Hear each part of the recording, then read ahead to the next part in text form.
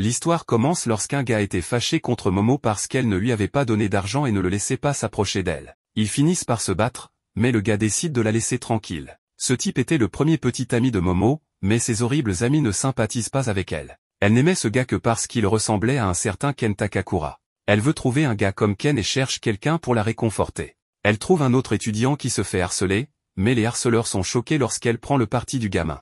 Elle décide que le nerf ne vaut pas son temps, mais les harceleurs ont arrêté de le déranger, alors elle s'en va. Le nerf en conclut qu'elle doit être amoureuse de lui, car elle ne lui aurait pas parlé sinon, et il lui montre frénétiquement ce qu'il lisait. Le président est allé sur Mars, mais la fille n'est pas intéressée. Le nerf continue quand même et explique que l'armée américaine a officiellement reconnu l'existence de phénomènes aériens non identifiés. Leur gouvernement a également créé plusieurs forces de défense, donc le nerf croit que les guerres spatiales sont sur le point de commencer. Momo en a assez d'être gentille car elle ne veut pas entendre parler de ses théories du complot, alors elle lui dit que c'est pour ça qu'il n'a pas d'amis. Elle se sent mal après avoir blessé ses sentiments et s'excuse d'avoir été trop loin.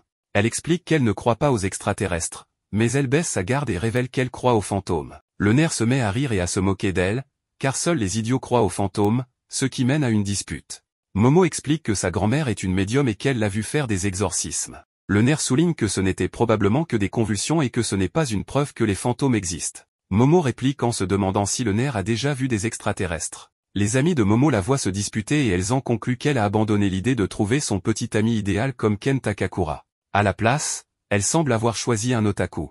Les deux règlent leur dispute en décidant de faire une compétition, celui qui prouvera ce qui existe réellement gagnera, et le perdant devra être l'esclave du gagnant. Cette nuit-là, Momo est terrifiée lorsque le nerf l'envoie dans un hôpital abandonné. Il lui explique que c'est un hotspot pour les ovnis et que si elle appelle un ovni sur le toit, elle sera enlevée. Momo n'a aucune idée de ce que c'est, alors il lui explique que c'est quand les extraterrestres vous kidnappent et font des expériences sur votre corps. Momo se demande s'il a déjà été enlevé, mais il ne sait pas, car ceux qui sont enlevés finissent par avoir leurs souvenirs effacés. Les deux se disputent à nouveau parce que le nerf ne veut pas admettre qu'il n'a jamais vu d'ovni, mais on voit que quelque chose suit Momo. Quant au nerf, il arrive sur le lieu spirituel où Momo l'a envoyé. Cet endroit est terrifiant, mais il est déterminé à prouver que les fantômes n'existent pas. Il est horrifié lorsqu'il entend un bruit étrange, alors il annonce bruyamment sa présence. Momo explique que parler fort est la chose la plus dangereuse à faire, alors le gamin en déduit que Momo a de l'expérience avec les fantômes. Il s'avère que Momo n'en a jamais vu, alors il commence à se disputer à nouveau. Momo explique qu'elle croit juste sa grand-mère, et c'est tout ce qu'elle a après la mort de ses parents. Le nerf commence à se montrer gentil, alors Momo explique à quel point sa famille est étrange. Ils l'ont toujours obligée à faire un rituel de chance avant de sortir, et elle devait le faire tout le long du chemin vers l'école. Cela a bien sûr conduit à ce qu'elle se fasse harceler sans relâche, et cela lui a fait le plus mal lorsque le garçon qu'elle aimait s'est moqué d'elle. Sa grand-mère se mettait en colère si elle ne faisait pas le rituel, alors Momo la détestait. Momo n'a pas parlé à sa grand-mère jusqu'à récemment, et elle a arrêté de faire le rituel. Momo a fini par réaliser que ce qu'elle détestait vraiment, c'était la façon dont le garçon qu'elle aimait s'était moqué de sa grand-mère. Elle aimait sa grand-mère de l'avoir recueillie, et c'est pourquoi elle croit aux fantômes. Momo veut savoir pourquoi le nerf croit aux extraterrestres, mais il ne dit rien. Juste à ce moment-là, il voit des empreintes étranges, et un fantôme terrifiant dit des choses perverses au nerf. Ce dernier prend ses jambes à son cou, et Momo explique ce qu'elle a entendu sur Internet. Selon certains forums, quelqu'un qui rencontre la vieille dame ne doit en aucun cas la laisser le dépasser. S'ils perdent une course contre la grand-mère Turbo, ils seront maudits. La grand-mère rattrape le nerf, alors il hurle de terreur et Momo décide d'aller l'aider. Malheureusement, elle a ses propres problèmes, car elle est attaquée par un trio. Momo se retrouve dans une situation assez étrange, et le trio se présente comme des serpos car ils viennent de la planète Serpo. Momo est horrifié de réaliser qu'ils sont de vrais extraterrestres, mais il lui assure qu'ils sont amicaux. Momo fait remarquer que des extraterrestres gentils ne prendraient pas les vêtements des gens. Les extraterrestres la rassurent en disant qu'ils ont pris soin de ses affaires, mais Momo voit qu'ils ont tout déchiré en lambeaux. Momo exige qu'ils la laissent partir, mais les extraterrestres l'ignorent et expliquent leur histoire. Leur espèce n'a que des mâles, alors ils se reproduisent par clonage. Cependant, ils ont des problèmes avec cette technologie, et ils veulent retrouver une fonction reproductive semblable à celle des humains.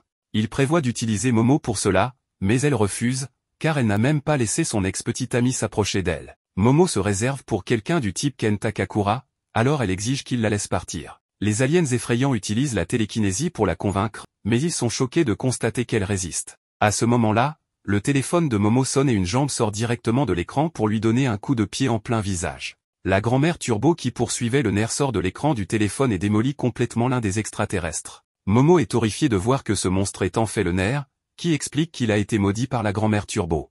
Les extraterrestres sont impressionnés par le fait qu'il ait voyagé à travers l'écran, car même n'ont pas cette technologie. Mais le nerf demande de l'aide, car il ne peut pas se contrôler. Les aliens effrayants se préparent à lui prendre ses organes, mais le nerf se déplace beaucoup trop vite et ils n'arrivent pas à le toucher avec leur télékinésie. L'extraterrestre de type Naruto utilise une sorte de jutsu pour envoyer l'enfant voler, puis lui dit de donner ses organes. À la surprise générale, le nerf accepte et explique qu'il attend de voir des extraterrestres depuis longtemps.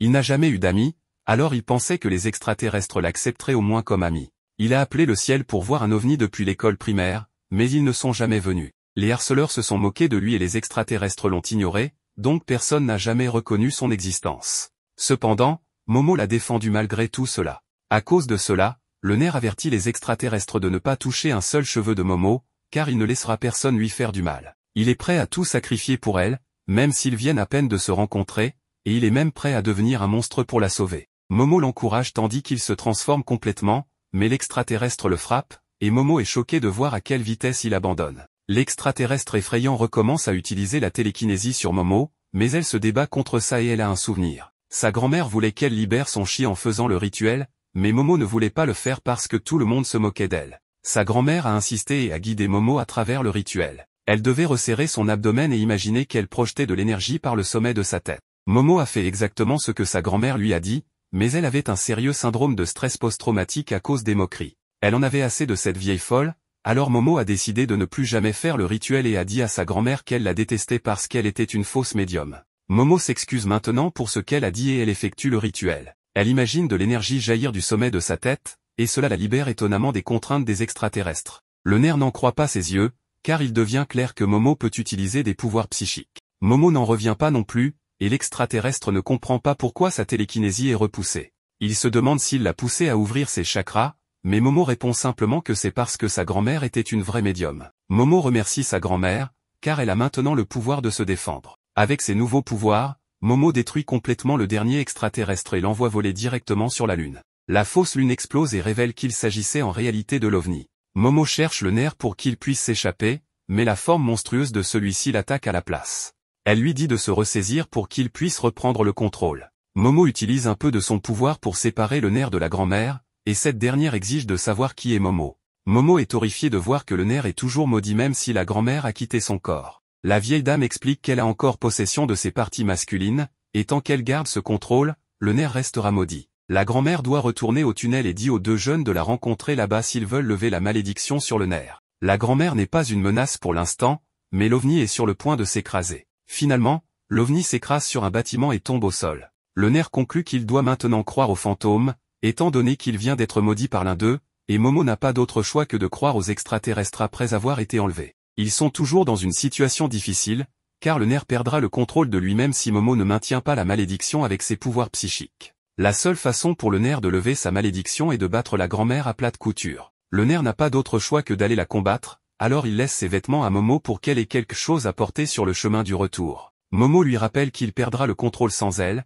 mais le nerf ne veut plus l'impliquer. Le nerf dit qu'il s'en sortira seul d'une manière ou d'une autre et qu'il utilisera simplement sa volonté pour atteindre le tunnel. Momo aimerait qu'il demande son aide, car il n'aurait clairement pas survécu sans elle plus tôt. Le nerf se demande s'il est vraiment acceptable pour quelqu'un comme lui de demander de l'aide, et Momo lui assure que c'est bien le cas. Elle lui dit de remettre ses vêtements, mais le nerf lui demande de le faire elle-même, car il ne pourra pas lui parler autrement. À ce moment-là, le cœur de Momo commence à battre la chamade. Elle ne comprend pas pourquoi, mais elle se rend compte que le nerf vient de réciter l'une des répliques de Ken Takakura. Momo parvient à se calmer, puis elle demande enfin le nom du nerf. Le nerf se présente comme étant Ken Takakura, et Momo est submergée de choc. Une fois de retour, elle refuse d'accepter la réalité, mais il lui dit que peu importe, il reste Ken. Cela pousse Momo à se jeter par terre pour faire une crise, tandis que Ken est rapidement pris par la malédiction, n'ayant aucun contrôle sur elle. Voyant qu'il a perdu le contrôle, ce qu'elle fait par réflexe est de le projeter violemment contre un mur, ce dont il la remercie malgré la douleur subie.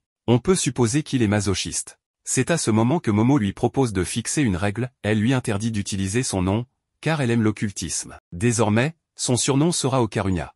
Elle le met en garde de ne pas l'embêter. Pourtant, à un moment donné, Ken lui lâche un paix en plein visage, justifiant son geste en disant qu'elle le mettait sous pression. Plus tard, elle remarque qu'il fait déjà jour, ce qui signifie que la turbo-grand-mère ne sortira probablement pas maintenant, car les fantômes ne sortent pas la nuit. Pour cette raison, elle lui propose de se rendre chez elle, et une fois arrivée à l'entrée, Elle le prévient de faire attention, car sa grand-mère est stricte avec les garçons, ayant même presque tué son dernier petit ami.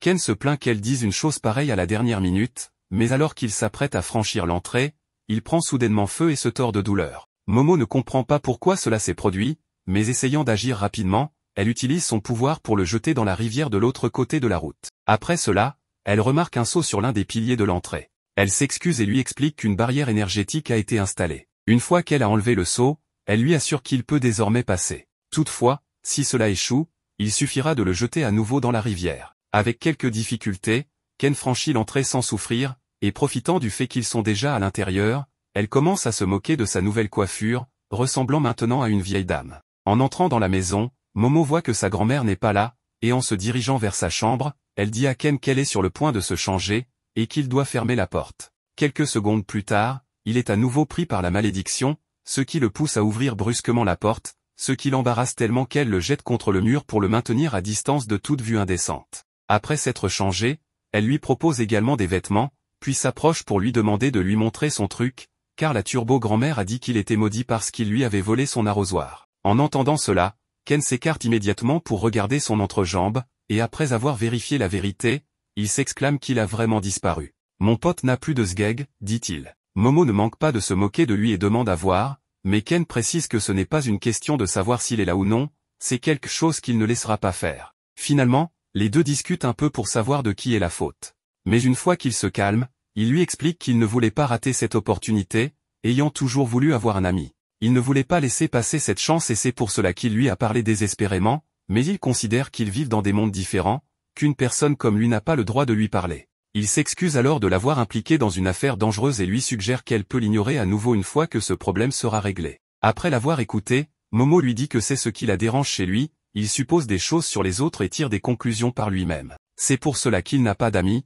parce qu'il les repousse. Elle s'approche alors pour lui conseiller de ne pas dire des choses comme « tu peux m'ignorer », mais plutôt qu'ils peuvent simplement discuter de choses occultes. Le voyant si silencieux, elle s'assoit à ses côtés et essaie de l'encourager, mais quelques secondes plus tard, Ken l'appelle l'aide, ce qui provoque une nouvelle confrontation entre les deux. Ken lui reproche d'être très désinvolte en mentionnant les faiblesses des gens comme si de rien n'était. Mais avant que la situation ne dégénère, une sonnerie se fait clairement entendre. Il pense que sa grand-mère est de retour, mais Momo le fait taire immédiatement, car elle n'avait jamais entendu cette sonnerie auparavant. La grand-mère lui avait dit qu'il y avait deux sonnettes, l'une pour les humains et l'autre pour les esprits maléfiques. Là, les deux voient une silhouette devant la porte, et Momo se rend compte que cela s'est produit parce qu'elle a retiré le talisman en papier de l'entrée. En le ramassant, elle propose à Ken d'aller le remettre en place, car si c'est un esprit maléfique, il brûlera comme lui l'a fait, et il n'y aura pas à s'inquiéter puisqu'ils pourront sortir des lieux. Il décide de sortir par la porte arrière pour jeter un coup d'œil, mais il ne voit pas l'esprit maléfique. Ce qui se passe ensuite, c'est que tout le terrain de la maison se retrouve enfermé par des murs de pierre, ce qui signifie qu'ils ont été piégés. Ken explique qu'il ne peut pas remettre le talisman à l'entrée, car la porte du sanctuaire est enterrée dans le mur, et ils ne pourront donc pas sortir de l'enceinte. Soudain, Momo se rend compte qu'elle saigne du nez, tandis que lui se trouve dans un état encore pire. En observant les environs, Momo devine que c'est le brouillard noir qui les blesse, et c'est à ce moment-là qu'elle voit l'esprit maléfique juste au-dessus, qui les a déjà repérés. Sans perdre de temps, il leur lance son énorme poing pour essayer de les écraser, ce que Momo évite de justesse, sauvant également Ken en le poussant. Cependant, le coup du monstre frappe violemment le mur de l'entrée, et en voyant cela, les deux commencent immédiatement à fuir, effrayés. Cela ne les aide pas beaucoup, car la taille de ce monstre rend difficile l'esquive de ses coups, qui produisent des pressions d'air capables de les pousser avec force. C'est alors que l'esprit maléfique leur ordonne de lui donner la banane, puis il effectue un puissant coup de pied, l'onde de choc se dirigeant vers eux en ligne droite. Après avoir pris un peu de distance, Ken précise à Momo que c'est un extraterrestre, et après avoir vu ces éléments, il est certain qu'il s'agit du monstre de Flatwood. Cela amène Momo à s'interroger sur la sonnette,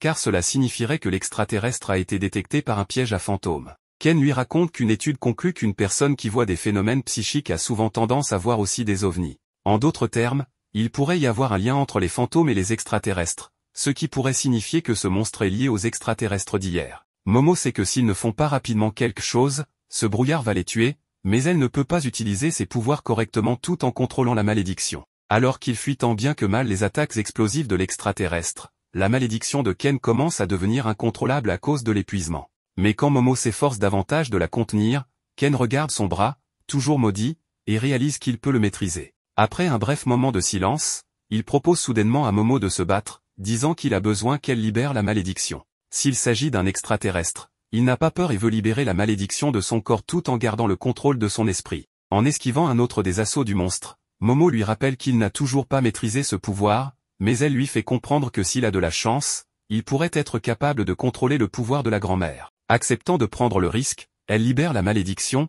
ce qui fait que Ken se laisse peu à peu consumer par elle. Juste à ce moment-là, un autre coup du monstre se dirige vers eux, mais au milieu de l'explosion, Ken parvient à canaliser la malédiction, en ressortant indemne avec cette nouvelle transformation. Avec ce nouveau pouvoir, Ken remarque qu'il déborde de puissance, mais il est déprimé, ce qui ne plaît pas du tout à Momo. Ken lui rappelle qu'il est maladroit, ce qui énerve Momo car elle lui avait dit de ne pas dire ça. En le voyant continuer à parler sur un ton déprimé, elle lui donne quelques bons coups pour le faire taire. Ensuite, il s'approche du monstre d'une manière désinvolte, mais le monstre finit par l'écraser violemment. Pourtant, les doigts d'une de ses mains sont coupés, tout cela grâce au nouveau pouvoir que Ken expérimente. Momo est étonné de la rapidité avec laquelle cela s'est passé, n'étant même pas capable de le percevoir, et cela lui fait croire qu'il pourrait peut-être gagner. Soudain, Ken commence à cracher beaucoup de sang, et, affaibli, le monstre parvient à lui porter un coup. Momo le sort rapidement de là avec son pouvoir, et après être redevenu normal, Ken s'excuse en disant que son corps ne peut pas suivre le rythme du pouvoir de la malédiction. Il a l'impression que son corps est sur le point d'exploser, car ce n'est pas une vitesse normale pour un humain. Il se demande alors comment ils vont pouvoir le vaincre. Momo lui crie qu'elle ne sait pas, et que si elle savait comment faire, il ne serait pas en train de se battre en ce moment.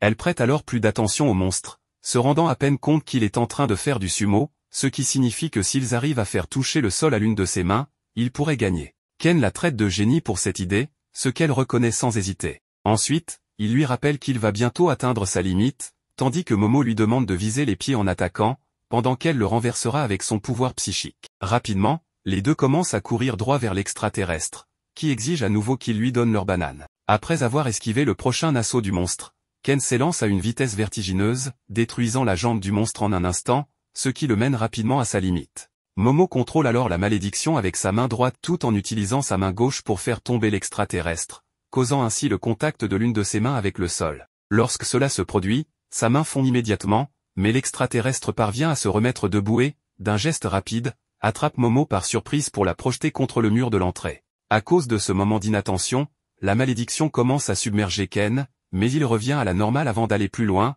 car malgré l'impact, Momo utilise à nouveau son pouvoir pour le contrôler, déclarant qu'elle va donner une raclée à ce monstre tricheur. Juste après cela, l'extraterrestre frappe à nouveau Momo avec une force terrifiante, déclenchant une pluie de coups de poing. Ken supplie Momo de le libérer de la malédiction, car s'il continue ainsi, il va mourir, il est prêt à être consommé et à perdre le contrôle, car il ne veut pas qu'elle continue à subir cela. Momo reste consciente malgré tous les coups reçus, et la prochaine chose qu'elle fait est de dire qu'à cette profondeur, cela signifie qu'ils sont en dehors de la porte du sanctuaire. Habileté, elle manipule Ken pour le ramener vers elle tout en esquivant les attaques du monstre. Dès qu'elle attrape Ken, elle utilise son pouvoir pour prendre le talisman et le remettre en place, ce qui provoque une barrière d'énergie dans tout le sanctuaire, faisant s'embraser l'extraterrestre. Après quelques secondes, tout redevient normal, ce qui la soulage, mais à peine elle se détend, que la malédiction s'empare de Ken, ce qui la pousse à utiliser son pouvoir sur lui à nouveau.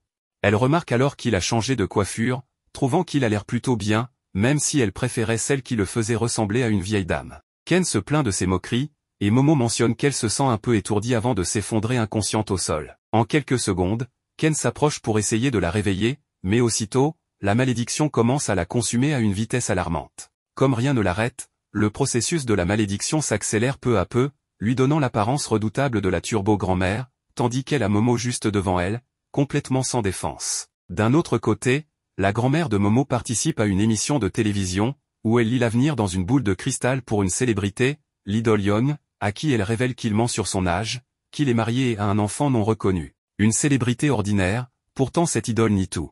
À la fin du programme, les producteurs s'excusent pour les propos tenus par la voyante, tandis qu'elle quitte les lieux. Elle rentre en taxi, où le chauffeur la reconnaît comme la voyante sacrée Dodoria. Ayant vu son apparition à la télévision il y a quelques jours, le conducteur lui demande un autographe, mais à ce moment-là, Dodoria lui ordonne de s'arrêter et tente de descendre du véhicule, lui ordonnant de partir s'il ne veut pas avoir de problème. Le pauvre chauffeur n'obtient même pas son paiement.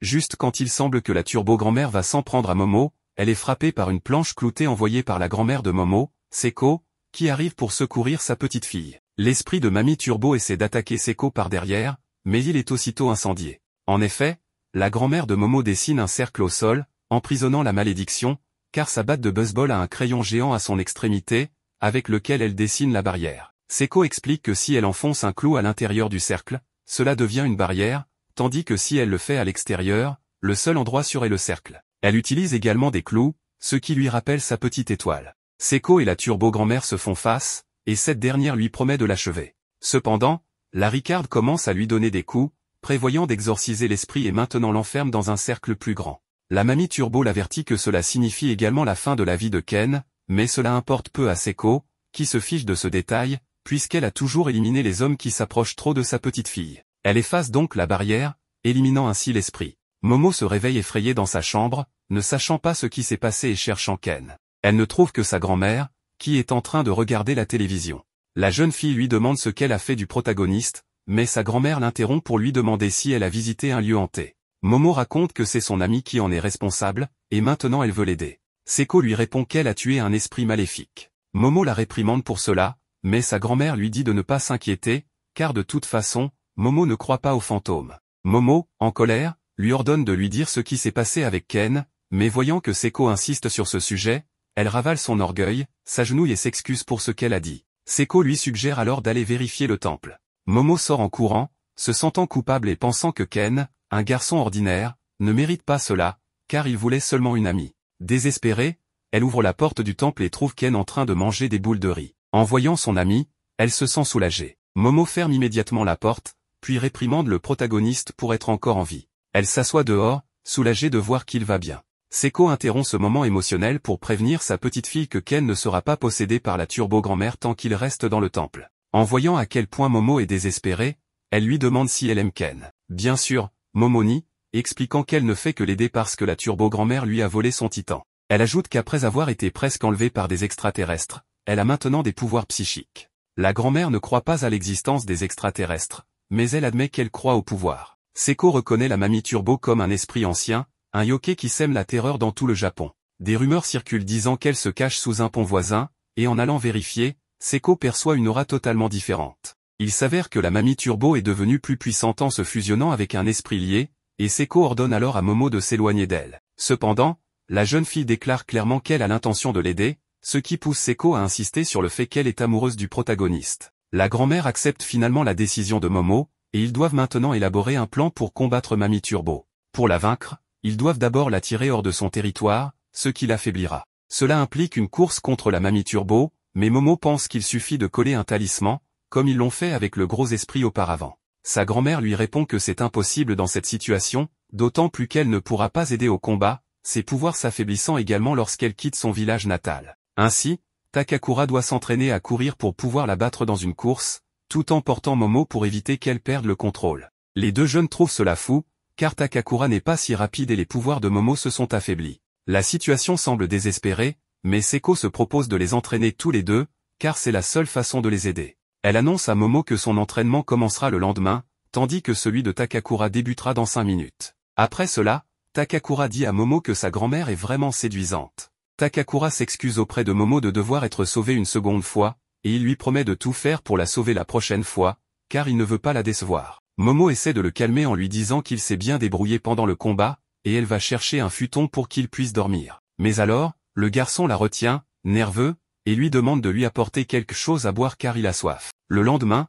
Takakura meurt d'envie d'aller aux toilettes, mais Momo le retient, craignant que s'il s'éloigne un instant, il perde à nouveau le contrôle. Seiko propose que Momo l'accompagne, mais les deux refusent cette idée. Après que Momo ait expliqué à sa grand-mère comment ses pouvoirs fonctionnent et comment elle sent qu'ils s'affaiblissent, Seiko lui demande de tenter de les contrôler les yeux fermés et d'utiliser ses autres sens. Mais comme cela ne fonctionne pas, il ne reste plus d'autre option que de laisser Takakura aller aux toilettes, où la mamie Turbo apparaît, immobilisant Seiko et Takakura. Elle les avertit qu'ils doivent venir l'affronter sous le pont le soir même, sinon elle mettra fin à la vie de leur grand-mère. Une fois libérés de leur transe, ils saignent tous les deux, et Momo leur explique ce qui s'est passé. La nuit tombée, notre duo se prépare à partir. Ils enfilent des tenues de protection contre les esprits et se mettent en route.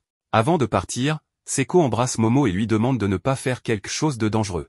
Momo promet à Takakura qu'elle éliminera la mamie Turbo, car elle ne permettra pas qu'on fasse du mal à la seule famille qui lui reste. Et ainsi, nos héros se dirigent vers la confrontation finale avec la mamie Turbo. Momo et Okaru arrivant dans le tunnel abandonné où réside la grand-mère Turbo. En tentant de la contenir, ils découvrent que l'esprit est beaucoup plus puissant que ce qu'ils avaient prévu. Même lorsqu'Okaru décide de se transformer pour l'affronter, il ne peut pas le faire, démontrant le désavantage dans lequel il se trouve. À la surprise des deux, la grand-mère Turbo lui rend son chili, levant ainsi la malédiction. Cela s'avère être un retournement inattendu, car l'esprit semble surpris qu'Okaru soit capable d'utiliser ses pouvoirs de manière volontaire. Bien que la malédiction disparaisse, la grand-mère Turbo reste déterminée à les dévorer. C'est à ce moment-là que Momo se souvient de ce que sa grand-mère a dit. Elle réalise que l'esprit ne peut pas résister au défi. C'est là que la stratégie mentale entre en jeu, car Momo défie la grand-mère Turbo à un jeu de chat.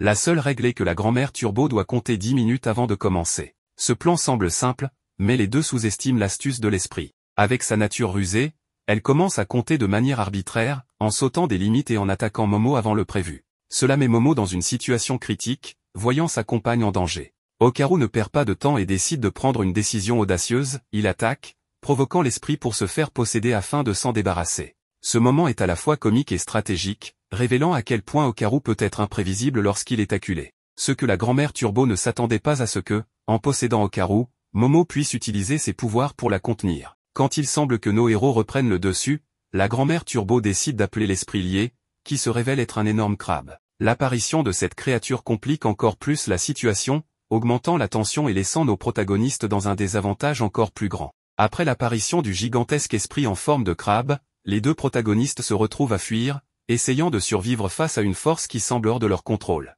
Malgré l'intensité du moment, Okaru montre son ingéniosité et décide une fois de plus d'utiliser les pouvoirs de la grand-mère Turbo. Cette ressource leur permet de gagner un peu de temps et de distance tout en fuyant dans les rues de la ville. Pendant la poursuite, Momo montre une fois de plus sa capacité à penser rapidement sous pression. Elle a une idée ingénieuse pour arrêter le crabe, l'emmener dans un sauna, oui, spécifiquement dans un endroit avec des eaux thermales. Son plan est simple mais efficace, utiliser l'eau chaude pour cuire ou au moins ralentir le crabe en profitant de ses propriétés physiques pour contrer l'esprit. Le plan de Momo fonctionne à merveille. En arrivant au sauna, ils réussissent à faire entrer le crabe en contact avec l'eau chaude, ce qui affaiblit temporairement cet esprit. Cela leur donne l'occasion de continuer leur fuite. Cependant, la tranquillité qu'ils gagnent est de courte durée. Alors qu'ils pensent avoir réussi à respirer, la grand-mère Turbo les surprend à nouveau, montrant sa nature persistante et vengeante, et décide d'invoquer des renforts. Un groupe d'esprits qui se reposait à proximité se joignent à la poursuite. Intensifiant encore plus la situation, ce mouvement laisse clairement entendre que ni Momo ni Okaru n'échapperont facilement aux griffes de la grand-mère Turbo et,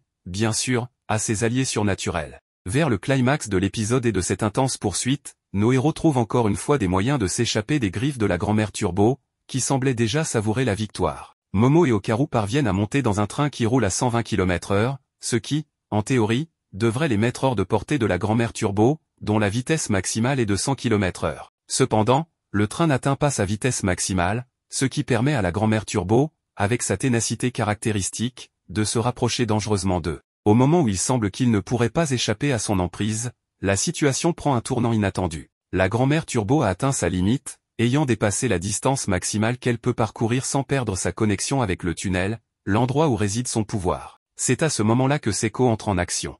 Avec son aide, les jeunes parviennent enfin à vaincre la grand-mère Turbo, s'assurant qu'elle ne devienne plus une menace pour eux. C'est ici que la narration approfondit, nous offrant un contexte sur la grand-mère Turbo que nous ne connaissions pas. Seiko révèle que cet esprit n'a pas toujours été une entité maléfique. À l'origine, la grand-mère Turbo était une jeune femme qui a subi un destin cruel et tragique. Ce tunnel a été le théâtre d'actes atroces commis contre des jeunes, et la grand-mère Turbo est la manifestation de l'énergie accumulée par ces événements. La révélation selon laquelle la grand-mère Turbo essayait de consoler les personnes s'approchant du tunnel, malgré le fait d'être un esprit maudit, ajoute une couche de complexité émotionnelle. Seiko explique que, bien que les intentions des morts puissent sembler nobles, le contact avec les vivants ne doit pas se produire, car cela entraîne seulement plus de douleur et de chaos. C'est l'une des règles non écrites de la coexistence entre les mondes des vivants et des morts. Une fois chez eux, les deux tourtereaux commencent à se battre comme d'habitude, et le pire, c'est que le dîner consiste en un crabe. Pendant ce temps, Seiko demande à Okaru de lui montrer son sgeg, car elle veut vérifier s'il l'a vraiment.